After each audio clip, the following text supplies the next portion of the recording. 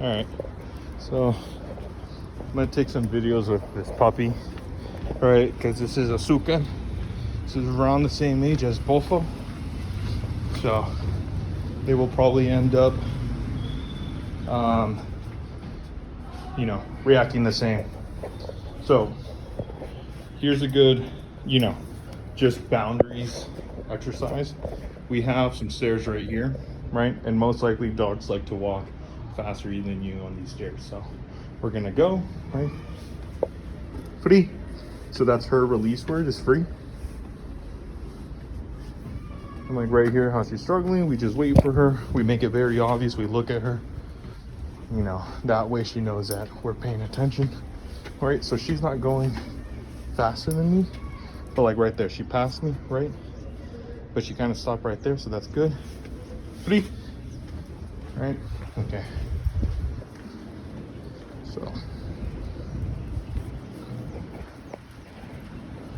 So right now, with me, actually, we'll go this way. She's walking super duper good with me. As in that she's not pulling. But she already knows she's in training. She doesn't want to do this, so that's fine.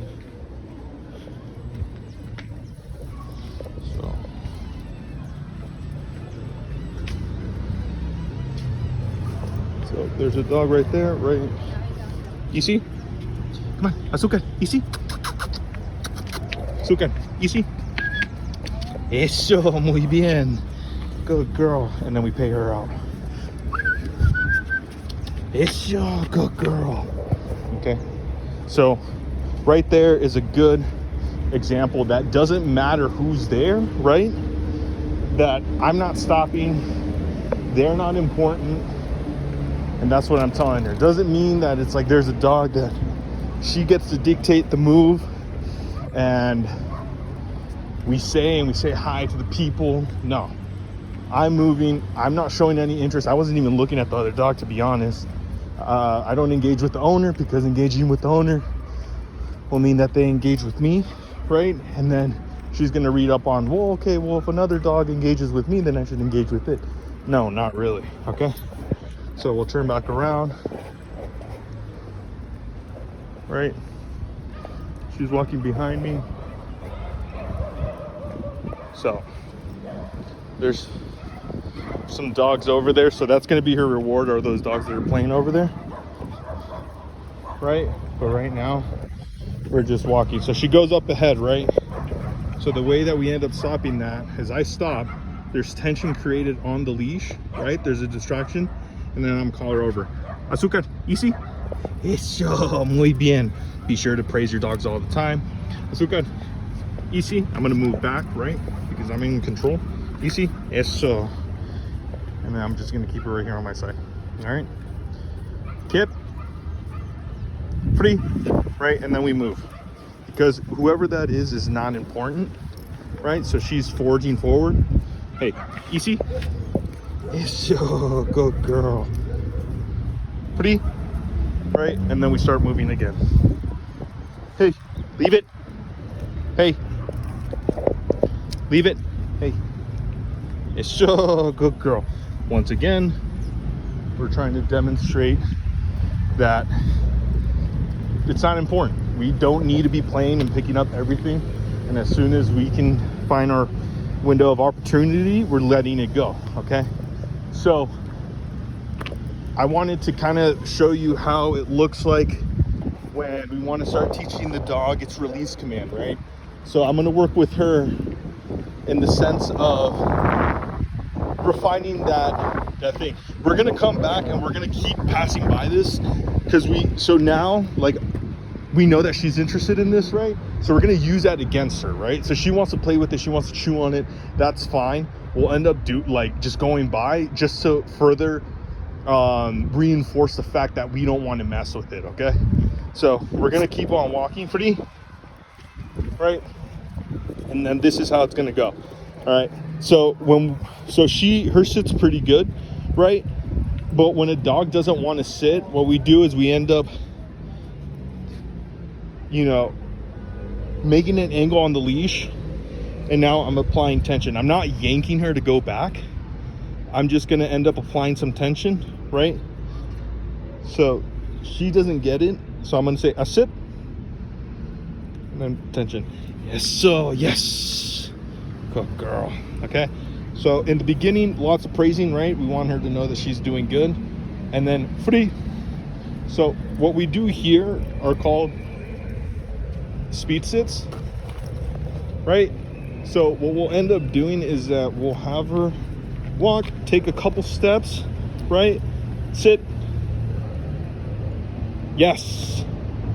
Free. Okay. So then we're going to take a couple more steps. The pause in between should only be about 3 to 4 seconds. But these steps, for the sake of explaining, I'm walking a little bit more, right? But this should be like every 4 steps. You should do a set of 5. So it'll look like this. Sit. Yes. Free. And then we go, right? We don't want to wait for the dog. I sit. So right here, tension backwards. I sit. 5 seconds in between command. Yes. Free. Right? So we're saying the release word. And if she stays, we don't wait for her. We continue going. And the tension is, I sit. The tension is going to tell her what we're wanting out of the situation. I sit. So once again, I'm applying tension backwards. I'm being patient. You can see that she's looking around, right? So the thing is that this tension never goes away. So look at her. She just sat on her own. Yes. Good job, Azucar. So she did that on the own, because eventually that's going to cause some discomfort, and it's going to be obvious that, oh, right, that's right. I'm here. The owner's asking for something. This is what we're doing. Okay, so free. 1, 2, sit. So once again, she's distracted. That's fine. Like I said, this is a lot of patience. I sit. There you go. It clicked in her head. Yes. Free. Right. So now, you see? So she is scared of some toy that's up there, right? And that's what's distracting her. So that's good, right? I like distractions in this sense, because for this, it's too far away to actually do anything. But for her, it's just enough for her to scare her and be distracted. So what are we gonna do? We're just gonna walk around. There's nothing wrong with the situation. Nothing's gonna happen to her, you know. And I'm gonna show her that the whole situation is okay, right? So perfect. So she's super distracted. I'm going, right? So if the plane goes the other way, right? So look, you see, right? So that kid ran by and she wanted to engage, right? But I keep moving. So the whole point is that I'm trying to stay one step ahead of her mind, right? So when she has a thought process, you know, I'm not going to be there and analyze and gain paralysis in the situation of what to do. I'm going to keep it moving, right? Because my plan is to continue forward, right? Her plan is to, what the fuck is going on? Which is not what I want. It shouldn't really matter. Unless I'm stopping, right? Then she should stop. But that's not happening in this situation. All right. So now I'm going to show you a situation, a thing that I want you to try with Bofo. Okay. So what I want you to do with Bofo, all right? So I want you to start picking a side for him to walk, right? For the most part. So right here, we have a kid running around. I'm going to step on the leash just in case she wants to go run, right? So in this situation, what I'm going to do, right, is that I want you to start picking a side where she's going to be on. So if that is the right side, we're going to end up walking straight, right? And I want you to start having him on your right side at all times. It's not so much that he ends up staying there. It's just so he ends up getting comfortable to one end, right? So when he turns his head to the left, he always sees you, and that seems like normal, right? So I'm gonna keep her here, and one way to make your dog more aware of boundaries, and I think I told you about this, is that we're gonna walk and then we're gonna do an inside turn. And that inside turn creates like the wall for the dog, and the dog really hates that. Like, it's not something that it likes to do and just keep bumping into you. So I'm gonna show you how that looks, and then the whole point of this is that you randomly start doing it, and I'm gonna show you how to do left turns as well, because you should continue doing them on inside turns, right? So after this point of this break that we had, right, I'm gonna continue. Like I told you, the release word is very important here, so that way she knows that whatever is going on right now is done. Okay, so from right here, it's free. So she's distracted, right? So we want to keep her on our right side, right? We want to keep her on the right side. See, right now she's still super distracted, and that's fine. So as soon as I can get her to walk straight,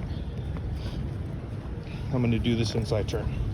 So right here, I got her going straight. So what I'm going to say is a heel command, right? But I'm teaching her in French, so the command is different. So what I'm going to do is right before I take the turn, I'm going to say the command, and command is more like an affirmation. I don't care if they understand it. The whole point is that I want them to know that if I say that word, it means that I want them to stay near me. So, pied, and then I turn in, right? Always turning in, and we're walking the other way, right? So we're continuing. Oh shit, I should be doing this in wide angle. All right. So we're walking. Let me clean this. Okay. So we're walking. Okay. And I'm going to turn inwards. Perfect. Yes. Remember, always give your dog that confirmation. Okay. So remember, let's say I want to go to the left from this car, right? So instead what I'll do, okay, turn in. She's gonna get confused. She's gonna go back there. It's fine. And now I'm turning left, okay? And she's right here. So once again, we have distractions right here. She's gonna be right there. Leave it. Yes. Good girl. Once again, we're gonna do, that's it. Yes. Free. Just like that. And you want to just keep it fluid and keep it moving. You don't want their thoughts to marinate, to be like, hey, yeah, I'm going to go do this and do that. No, it's like, by the time that they start getting an idea of what to do that's outside of the structure. So there's a bike right here. So when they start getting an idea outside of structure, right, you're already doing something else. They don't really have time to think. And in a sense, that's kind of what we want to do. We want to like develop that in the dog's mind, that their decisions aren't really the best ones. That we're the ones that are leading them, and that we're the ones that end up helping them, navigate through our life, our world, whatever it is, however we want our dog, right? It's different for everyone. So once again, okay, right? Because right there, she got distracted. She kind of forgot about it. Now she's staying backwards. Come on, easy, come on. So try to make it fun, right? So you can start doing this a little bit faster, right? That's it. Yes. Free. Come on, start running. Okay, right? Get her to think. That's it. Yes. I'm gonna give her a treat right there. Yes. Free. Okay.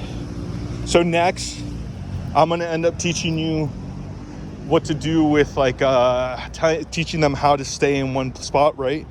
So what we'll do is I sit, and this goes on with the release word, right? So from right here, from sit, I'm gonna take 2 steps. Nope.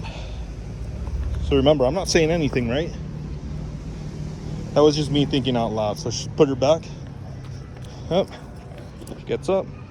Sit. Get. Free. See, yes. So that's how you start teaching stay, is you have them sit and you just take 2 steps to the side. If in the beginning, if Bofo can't do that, Just do one step. Sit. Get. Right. Free. Yes. Go, girl. Go, girl. I'll give her another treat right there. She's kind of getting bored, right? So, free.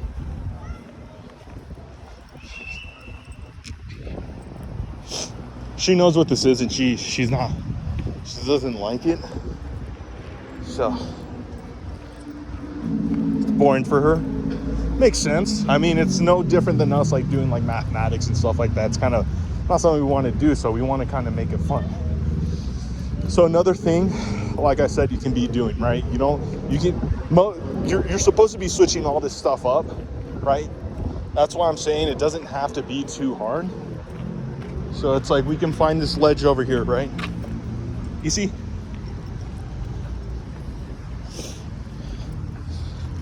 Arriba. And then you're just guiding. Yes. I sit. Then I have her sit, right? Now I sit. I sit. Yes.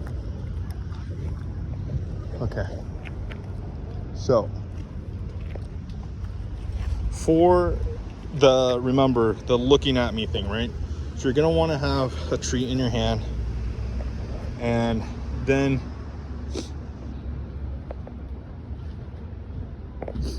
so you're gonna have a treat in your hand, and then you're gonna hold it to your chest, right? She's supposed to look, and you want to do this with smaller treats. So you want her to look. So right now she's not looking at me, right? She's looking away. So she looked at me, yes, and you're gonna pay out.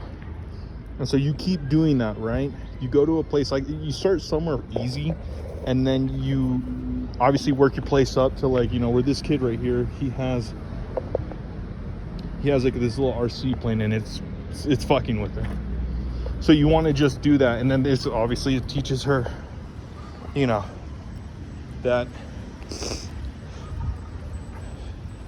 to not be afraid of it. I don't care about it. So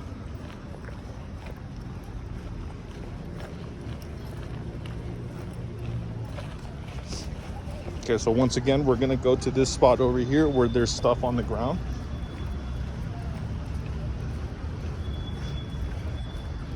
So at this point, she doesn't care about it anymore. So once again, that's it. Yes. Free. And we continue.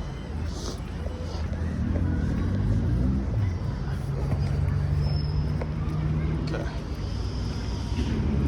So once again, there's a right, you can do this just with the right turn, with the boundaries, right? Okay. Yes. Okay.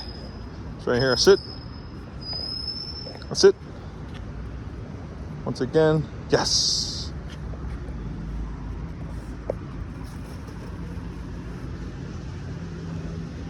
So right here, I'll do a little bit more advanced. Kip. So this is probably 4 steps. I have a treat in my hand. Free. Yes, so yes. Go girl. Go girl. Right. So these are basic things that you can end up practicing with Bofo that are, you can start doing this like, and what I recommend is that you just kind of start picking up the pace, right? Because in the beginning, you make it so he kind of understands, so things aren't so much of a surprise for him. Then you start speeding it up so he can't really pick up the pattern, right? And he has to just go more off of your leadership than anything else. Okay, so that's a little mini update, right? That was 20 minutes. This is enough for training. I'm gonna keep going with this little one, just because she's in a session right now. But run this stuff over.